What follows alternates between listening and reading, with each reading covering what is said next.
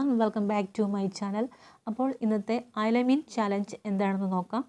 ആർക്കും ഇഷ്ടമല്ലാത്തതും അതുപോലെ തന്നെ ചീപ്പായിട്ട് ലഭിക്കുന്നതുമായ ഒരു മത്സ്യമാണ് അയല.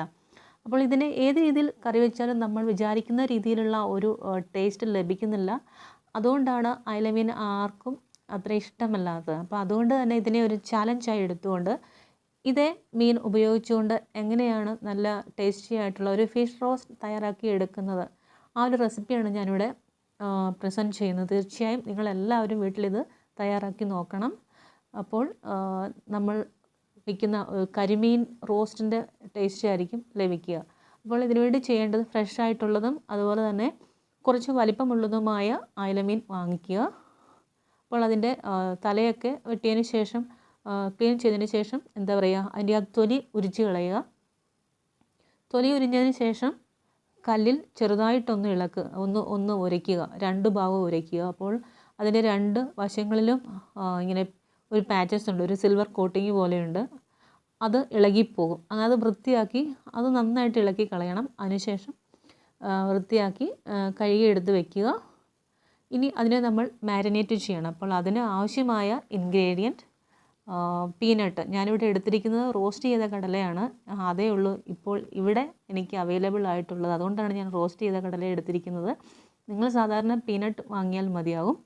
അപ്പോൾ കടല ആവശ്യത്തിന്, അതുപോലെ തന്നെ മല്ലി, ഇഞ്ചി വളരെ കുറച്ച് മതിയാകും, വെളുത്തുള്ളിയും അതും ആവശ്യത്തിന്, പിന്നെ കുരുമുളക്, മഞ്ഞൾപ്പൊടി, അതുപോലെ തന്നെ ഫിഷ് മസാല ഇല്ല എങ്കിൽ അതിന് പകരം കുറച്ച് ഉലുവ ചേർത്താൽ മതിയാകും.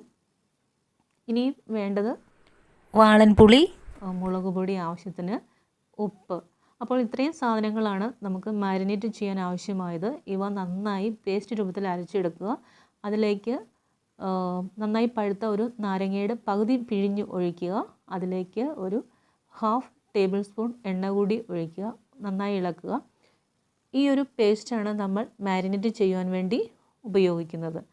അപ്പോൾ നമ്മൾ വൃത്തിയാക്കി എടുത്തിരിക്കുന്ന അയല അതിൻ്റെ രണ്ട് ഭാഗവും നന്നായിട്ട് വരഞ്ഞിരിക്കണം.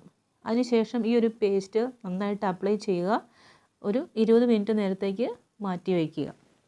ഇനിയും ആവശ്യമുള്ള മറ്റ് ഇൻഗ്രീഡിയൻറ്റ് തക്കാളി, നന്നായിട്ട് വലിപ്പമുള്ള തക്കാളി എടുത്തിരിക്കുന്ന മത്സ്യത്തിന് എന്തോരം ആവശ്യമുണ്ടോ അത്രയും എടുക്കുക. അതിൻ്റെ തൊലി കളഞ്ഞതിന് ശേഷം വളരെ ചെറുതായി അരിഞ്ഞെടുക്കുക. സവാള ചെറുതായി അരിഞ്ഞെടുത്തത്, അതുപോലെ തന്നെ ചെറിയ ഉള്ളി, ചുവന്നുള്ളി അരിഞ്ഞെടുത്തത്, കറിവേപ്പില, പിന്നെ കുരുമുളക് പൗഡർ, കുരുമുളക് പൊടി, മല്ലിപ്പൊടി, ചുവന്ന മുളക് പൊടി, മഞ്ഞൾപ്പൊടി, ഉപ്പ്, അതുപോലെ തന്നെ ഇഞ്ചി വെളുത്തുള്ളി പേസ്റ്റ്, അതും വളരെ കുറച്ച് മതിയാകും, എണ്ണ ആവശ്യത്തിന്. അപ്പോൾ ഇത്രയും ഇൻഗ്രീഡിയൻസ് ആണ് നമുക്ക് കുക്ക് ചെയ്യാൻ ആവശ്യമായിട്ടുള്ളത്.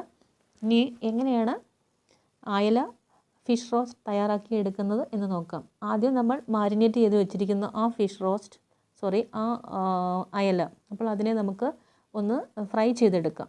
ഡീപ്പായിട്ട് ഫ്രൈ ചെയ്യേണ്ട, എങ്കിലും ഒരുവിധം നമുക്ക് അതൊന്ന് പൊരിഞ്ഞ് ലഭിക്കണം. അപ്പോൾ അങ്ങനെ ഫ്രൈ ചെയ്ത് മാറ്റി വയ്ക്കുക.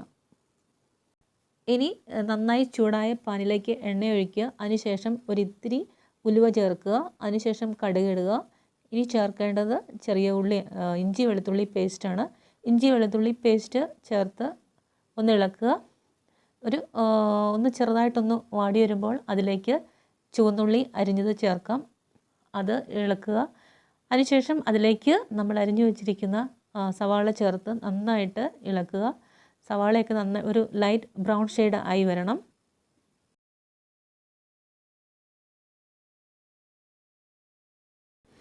ഇനി ഇതിലേക്ക് ആവശ്യത്തിന് മഞ്ഞൾപ്പൊടി ചേർക്കുക. അതിനുശേഷം മല്ലിപ്പൊടി ചേർക്കാം. ഇനി മുളക് പൊടി ചേർത്ത് കൊടുക്കാം. അതിനുശേഷം കുരുമുളക് പൊടി, ഇതിൻ്റെ കൂടെ ഇത്തിരി കറിവേപ്പില കൂടി ചേർത്ത് കൊടുക്കുക. അപ്പോൾ ഇത്രയും ചേർത്തിരിക്കുന്ന ആ ഒരു മസാല, മുളക് പൊടി, മഞ്ഞൾപ്പൊടി, മല്ലിപ്പൊടി, കുരുമുളക്, ഇതെല്ലാം ഒന്ന് സെറ്റായി വരട്ടെ. അപ്പോൾ ലോ ഫ്ലെയിമിൽ നമ്മൾ ഇളക്കി കൊടുക്കണം. കുറച്ച് എണ്ണ കൂടി നമുക്ക് ചേർത്ത് കൊടുക്കാം. ഇനി ഇതിലേക്ക് നമുക്ക് ചെറുതായി അരിഞ്ഞു വെച്ചിരിക്കുന്ന തക്കാളി അത് ചേർത്ത് കൊടുക്കാം. ഇപ്പോൾ ഒരു തുള്ളി പോലും വെള്ളം ഒഴിക്കേണ്ട ആവശ്യമില്ല, തക്കാളിയിൽ തന്നെ വെള്ളമുണ്ടല്ലോ. ഓക്കെ, അപ്പോൾ ലോ ഫ്ലെയിമിൽ നന്നായി ഇളക്കുക.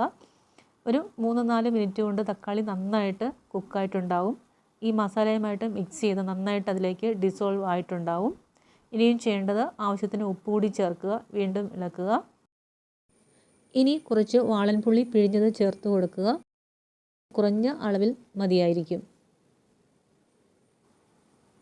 ആവശ്യമെങ്കിൽ കുറച്ച് എണ്ണ കൂടി നമുക്ക് ഒഴിച്ചു കൊടുക്കാം.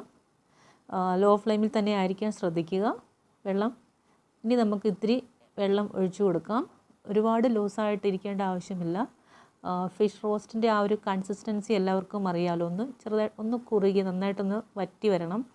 അപ്പോൾ അതനുസരിച്ച് വേണം വെള്ളം ഒഴിച്ചു കൊടുക്കാൻ. പച്ചവെള്ളം ഒഴിക്കേണ്ട. തണുപ്പിച്ച് വെച്ചിരിക്കുന്ന വെള്ളം, അതായത് ചെറു ചൂടുവെള്ളം നമുക്ക് ഒഴിച്ചു കൊടുക്കാം. ഇത് നന്നായിട്ടൊന്ന് തിളച്ച് വരട്ടെ. അപ്പോൾ ഇതിൻ്റെ ഉപ്പൊക്കെ ഒന്നുകൂടിയൊക്കെ ഒന്ന് നോക്കുക.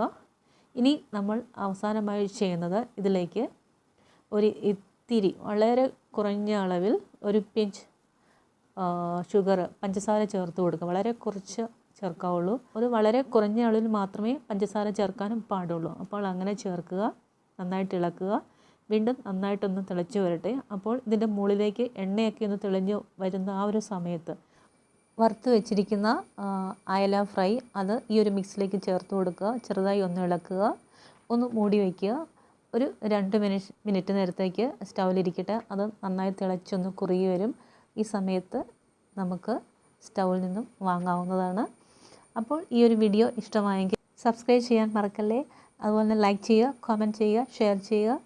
അപ്പോൾ മറ്റൊരു വീഡിയോയുമായി വരുന്നതുവരേക്കും bye bye. This is from Alaigra Space and thank you for watching this video.